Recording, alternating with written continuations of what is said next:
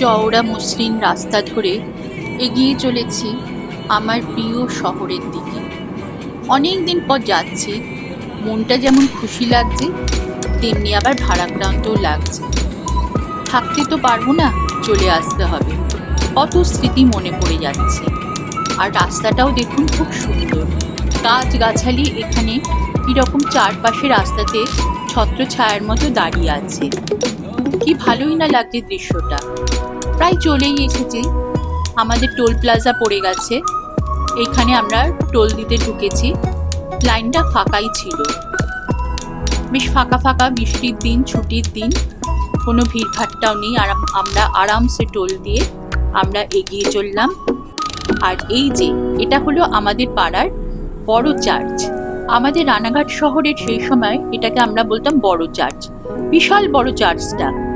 তো 25শে ডিসেম্বর এখানে না আসলে কিন্তু আমাদের মন ভরতো না, আসতে হতোই হতো।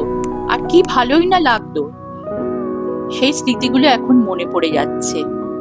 আর এই যে এখানে একটু এসে দেখতে দেখতে এখানে একটু থেমে গেলাম। এই রাস্তাটাতে আমি কখনো আসিনি, তখন অন্যরকম ছিল, আবার এখন অন্যরকম হয়েছে।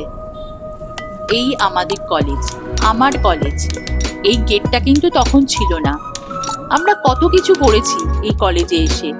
সেই ছোটবেলার খুনসুটিপানা, কলেজ লাইফের দুষ্টুমি, এগুলো মনে পড়ে যাচ্ছে।